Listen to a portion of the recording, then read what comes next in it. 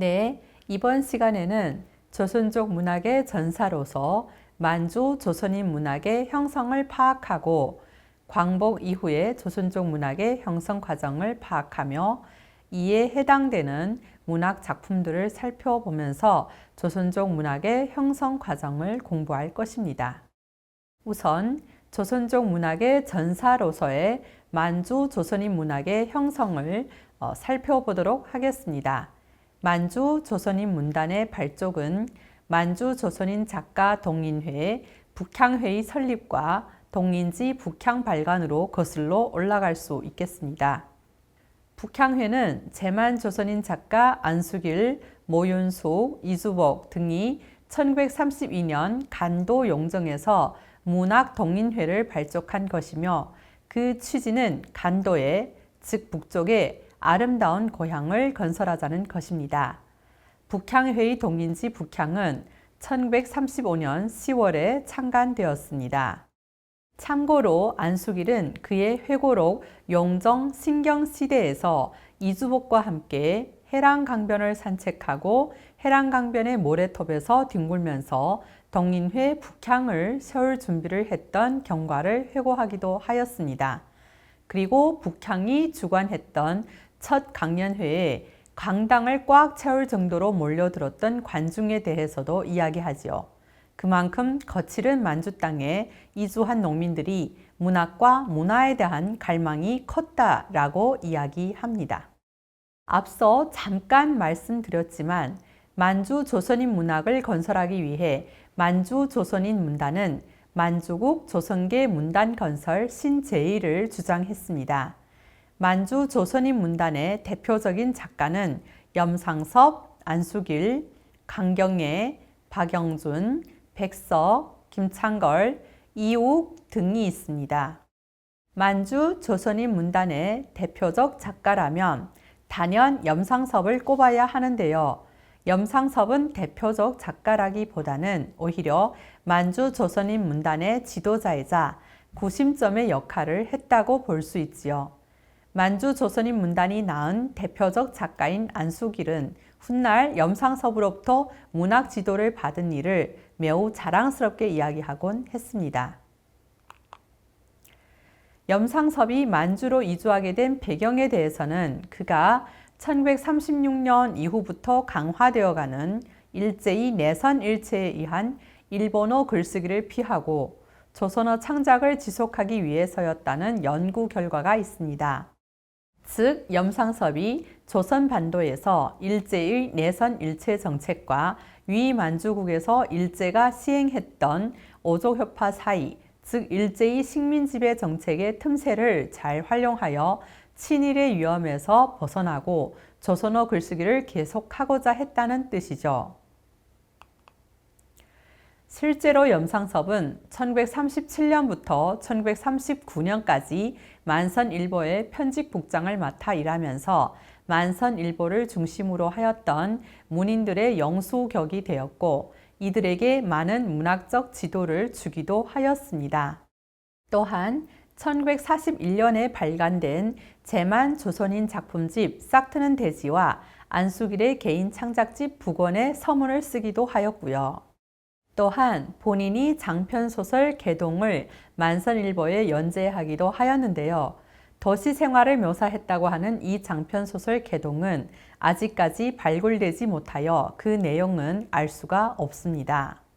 네, 제만 조선인 문단의 가장 대표적인 작가였던 안수길에 대해서는 뒷부분에서 상세히 이야기하고 강경애의 경우에는 아까 앞부분에서 잠깐 언급했지만 이미 조선 문단에서 문명을 떨친 작가이고 만주에서 그의 대부분의 작품을 창작하였지요.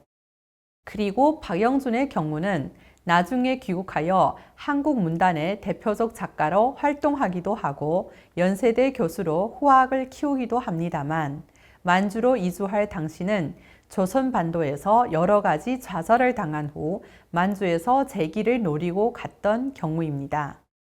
그리고 광복 이후 만주에 잔류한 두 작가 김창걸과 이욱이 있습니다. 김창걸의 경우는 안수길과 마찬가지로 만선일보를 통해 등단하고 작품 활동을 진행했고 리옥의 경우도 본명이 리학성으로 많은 시작품을 창작했습니다. 그 외에도 여러 작가들이 많습니다만 일일이 여기서 다 소개해 드리지는 않겠습니다. 네, 그 중에 안수길은 조선 문학을 보존하기 위하여 북향정신을 내세웠습니다. 만주에다가 아름다운 고향을 건설하자는 것이 안수길이 내세운 북향정신의 취지입니다. 만주 조선인의 대표적인 작품집은 1941년 발간된 싹트는 대지, 1942년 발간된 제만 시인집, 제만 조선인 시인집, 그리고 1943년 발간된 안수길의 북원 등을 꼽을 수 있습니다. 그중 안수길의 북원은 만주 조선인 문단의 첫 개인 창작집으로 알려져 있습니다. 그리고 안수길은 1945년 봄 장편소설 북향보를 만선일보에 발표했습니다.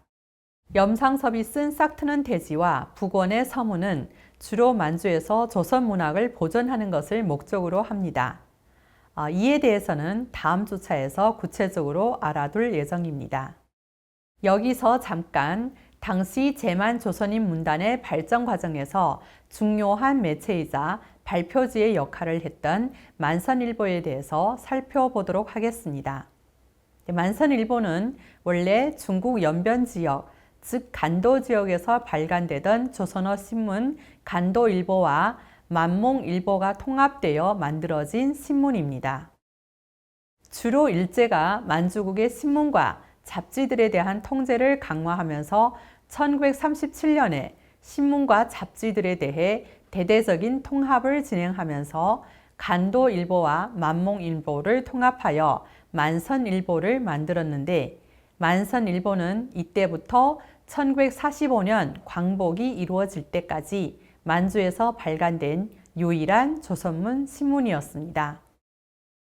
만선일보는 위만주국의 홍법처의 통제를 받는 신문으로 1인 주간이 일일이 검열을 하고 문학작품에 대해서도 엄격한 검열을 진행하였지만 그래도 초반에는 상대적으로 통제가 심하지 않았다고 합니다.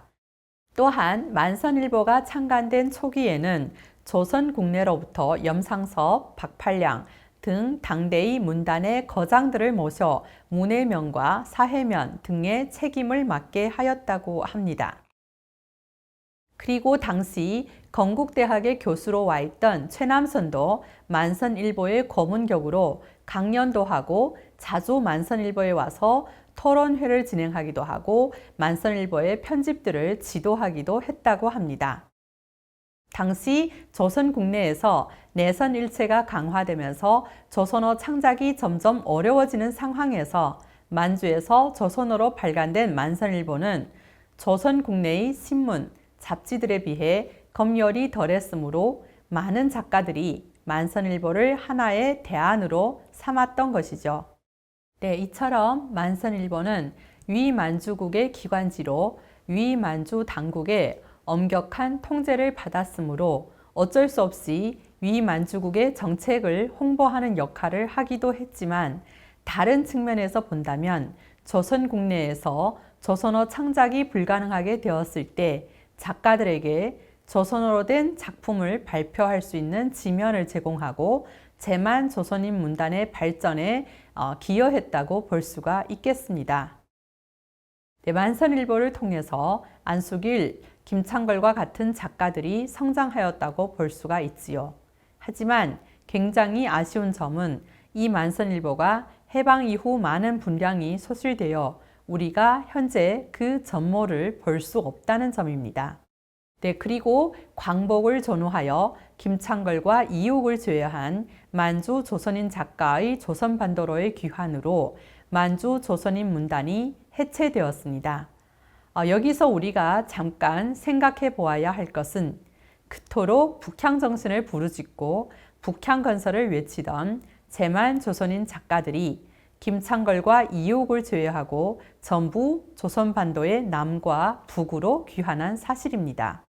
대표적으로 가장 열렬하게 북향을 외쳤고 북쪽의 아름다운 우리의 제2의 고향을 건설하자를 주제로 한 장편소설 북향보를 발표하기도 했던 안숙일은 물론 지병 때문이기도 했지만 광복을 두세 달 앞둔 1945년 5, 6월경에 고향으로 귀환합니다. 제만 조선인 문단의 영수격으로 역시 위만주국의 오족의 한 민족인 선계로 당당히 선계문학을 건설해야 한다고 싹트는 대지와 북원에 서문을 썼던 염상섭 역시 해방과 함께 조선반도로 귀환합니다. 그가 귀환과 함께 자신의 귀환 과정을 작품화한 소설 첫걸음, 나중에 해방의 아들로 게재하여 발표하죠. 모략, 38선 등 다수의 작품을 발표하여 문단에 복귀한 사실은 이미 많은 연구자들을 통해서 널리 연구되었습니다. 그리고 광복과 함께 팔로군 휘하에 있던 조선의용군의 동북 진출 및 그 과정에서 흡수한 진보적 조선인 교사 등으로 해방 후 조선인 문단이 재정비됩니다.